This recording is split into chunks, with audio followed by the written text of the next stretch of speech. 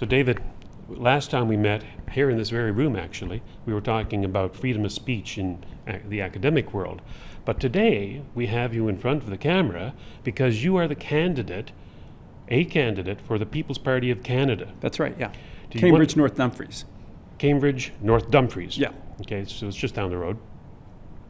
Why the PPC and why not the Conservative Party, which I understand wanted you to run for them? You know, that's an interesting question because I hadn't even considered politics at all. And it was during the free speech and Lindsay Shepherd debacle that I was courted by the Conservatives at the time. I was at a rally and some people higher up in the party came and said, would you consider running as the Conservative nominee for your local riding? And at the time, I wasn't interested at all. And it would involve going to Ottawa, and I've never been really involved in political parties myself. But I talked it over with my wife. We thought that maybe this was something that needed to be done.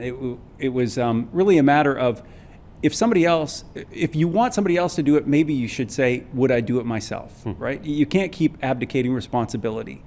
And I saw at the university that the reason that we got into the hot water we have is because good people just don't serve on committees. Good people don't get behind the policies at a university level, and I see that happening also at the federal level, at the provincial level. So ultimately, after a few months, I decided, okay, I will make a run for politics, and I met with the people in the Conservative Party at my regional level, and I filled out the nomination form. And I'd sent it in, and I was all set, and then I began to meet with people, upper level people, and saying, here's what I'm interested in. Here are the things that I'm going to be talking about. And it made them uncomfortable because they said, you know, we've got to be careful. We don't want to lose this election. We don't want to say things that will upset the majority of voters. And I wasn't saying anything incendiary. I mean, I'm a civil person and a respectful person. But on issues related to immigration, on issues related to identity politics, things that are really serious concerns here in Canada, they were uncomfortable. But you can understand why they would be uncomfortable. Well, because potentially it will lose votes for them. But would you rather lose a few votes or lose the whole country, right? And I really think we're heading in that direction. So I was a little bit disenchanted, and then suddenly on the scene comes Maxime Bernier and the People's Party. And I wasn't sure that I wanted to be with the People's Party. I just knew that I was disenchanted with the Conservatives. And I just through good fortune, I was able to actually have a phone call with Max. I wanted to see what he was all about. And he'd known about me from the free expression stuff that had been going on, and I was interested with him, and so I reached out to him as well. And in talking with him, I said, here are the things I want to talk about. How do you feel about that? He said, absolutely. We need to talk about those things. We need to have the hard conversations. And after he gave that kind of permission, I knew that that was the party that I needed to settle on. And in fact, it's the party that I think Canadians are looking for. I think that people are really tired of the political correctness that is stifling important debate. So ultimately, that's how I settled with the PPC. But I can only imagine that if you were a member of Parliament for the PPC and you spoke in favor of supply management, I'm sure that Maxime would give you a talking to. Don't you think so? I think so. And as a member or as a candidate for the PPC, you also have to sign on for the policy statements that the PPC is going to be standing for. And one of the things is we are against supply management. We're against supply management because it harms the poorest Canadians. I mean, if you've seen any of the economic projections on this, average Canadians spend about $600 more on eggs and poultry and dairy than what they should. And it's because of supply management. So I'm good with that. And I'm good with all the other policies of the PPC. And so I think it's right for a political party to be able to say, here are our policies, this is what we stand for. And Canadians want to know, what do you stand for? But the joy of being a PPC member is, outside of these policies, you can bring forth the things that are important to your constituents, you can bring forth the things that are important to you, And this is not what is done in these other parties. This is interesting because I ran for the Canadian Alliance. And at that time, that was the way of doing things for that party. They had a list, I believe, of 30 policies that you had to agree to, and the rest of it is either by the opinion of your constituents, to the best you could gauge it, or your own conscience. That's Right. what Preston Manning said, and Stockwell Day said, and and I'm saying, yeah, I can do that, and so I ran for them. So tell me that the Conservative Party gave you a list of policies. The Conservative Party, and again, the discussions were very superficial, and it was just me feeling around for what they would accept and what they wouldn't accept. But my sense was they're not looking for candidates, they're looking for sheep. They're looking for people who will be able to be led, who will listen to a leader. And even, I mean, I'm sure that Andrew Scheer is a nice guy, but he's not a leader. A leader has vision. A leader is willing to make bold proclamations. And at every turn, he's shown that he's not willing to do that. But surely the idea of being part of a political party is that you have a leader and that you vote the party way. Otherwise, you're an independent. True enough. And you should agree with the policies, but you want to see policies that aren't afraid to make bold statements.